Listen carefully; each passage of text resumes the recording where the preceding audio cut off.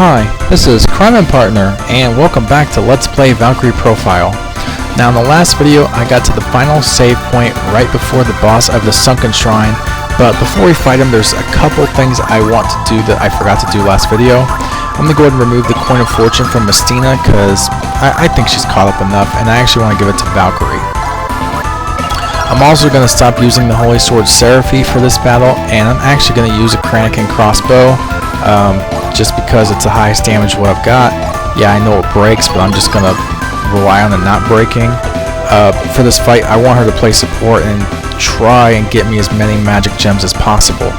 Reason being, this guy's worth a lot of experience, simply put. Something else about this guy, he is undead.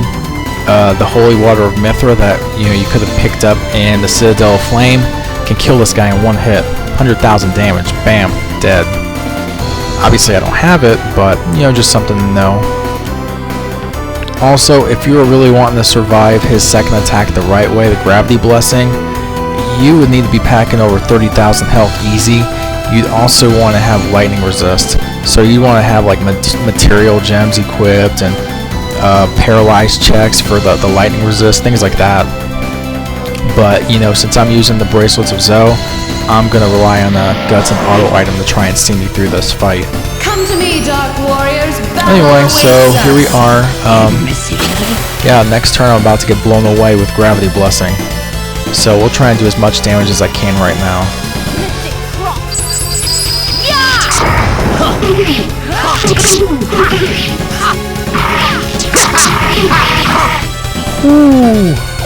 Ooh, man, look at all those gems.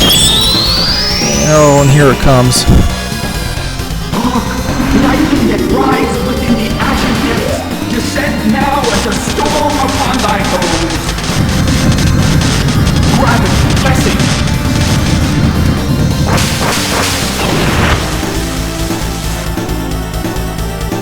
Come on.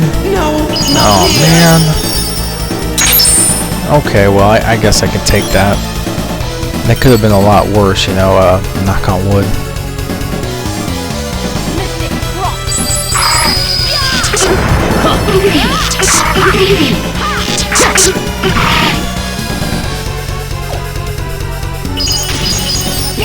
And apparently my Kranikin crossbow just broke. I just heard the stupid thing. What is it, 5% chance? Great. Did it? Yeah. Oh well, that's why I got two of them. Where's the other one? Oh, okay, there it is.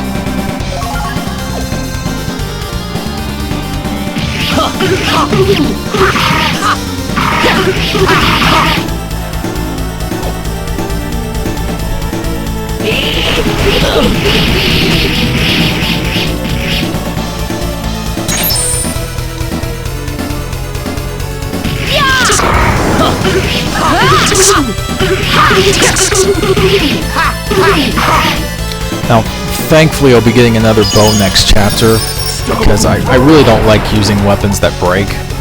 No, not here. But, since I haven't bought a bow since the Crescent one in chapter 4, so I'm kind of, I don't have a whole lot of options.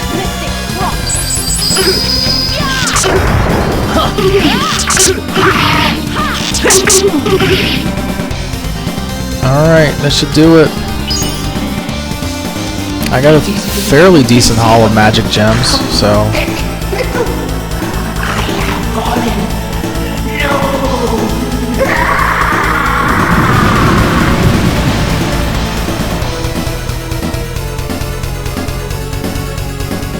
Anyway, so let's see how we did. Let us go, my friends. Oh wow, bonus gained 3 levels. Ooh, wow, that was a lot of gems. And I got a magic charm.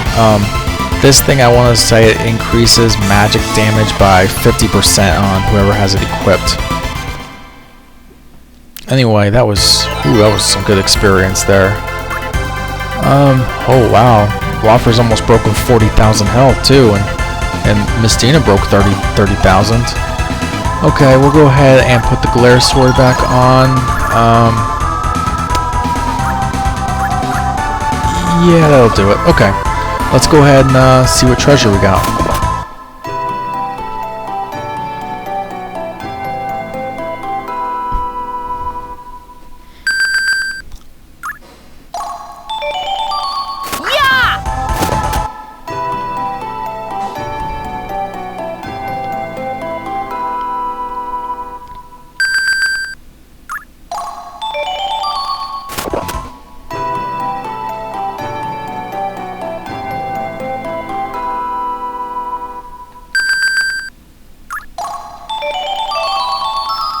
Okay, so let me go ahead and show you the goodies for this dungeon. First thing, Slashing Sword Farewell. Every time you get it hidden, the damage increases by 5% up to 200%. This weapon is perfect for someone like Lucian, especially with the 13 hits at the end. Jail is actually not that bad either. Problem is, it's only got 320 attack power, and when you consider the kind of weapons I'm sporting right now, it's just not enough to really, you know, pack enough of a punch. I mean, it's a good weapon, but the Creation Jewel weapons are just way too good. Anyway, Reflect Armor. You know, you think it would reflect spells, it doesn't, but it's got really high defense, and it, you know, reduces holy damage by 90%. Excellent armor. And we got a Tear of the Cosmos. This thing in itself doesn't do anything, but if you got the Creation Jewel equipped, you can transmute it into another Holy Water of Mithra, and then convert that for another 5,000. Because otherwise, the tier itself will only convert to 2,500. So yeah, I'm gonna go ahead and equip that Reflect Armor on Valenus. I mean, it's a big defense increase. Look at that. It's what, 680 points. Huge. Alright, and with that, we're done with everything in the Sunken Shrine. So anyway, I'll go ahead and I'll meet you back up on the world map after I run out. Okay, so I'm back on the world map. I've done all the dungeons now for this chapter. Let me go ahead and use up what points I have. I'll probably, I guess I'll do Cure Condition. Same thing. Yeah, I'm pretty much scraping the bottom of the barrel at this point. I mean, I've leveled up everything I pretty much want.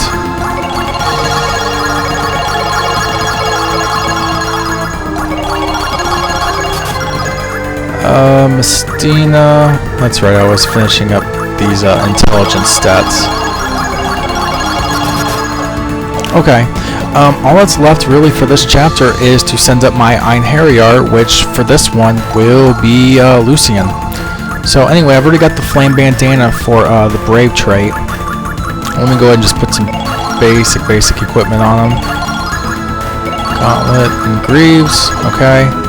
And let me burn what points I have left. Now, I've already given him max traits, and I've also already gotten him all the skills he needs. So I'll just put points and things that he'll be able to put to use whenever I get to use him again.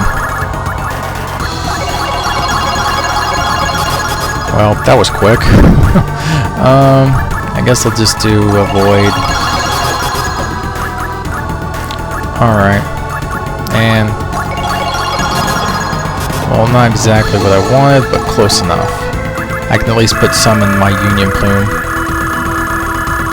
Or wow, I can finish them off. Okay. So, yeah. Anyway, I'm going to have to go ahead and transfer him in the next video just because it's going to have a scene. So I'll go ahead and I'll do that next video. Let me go ahead and save, and that'll be it for now.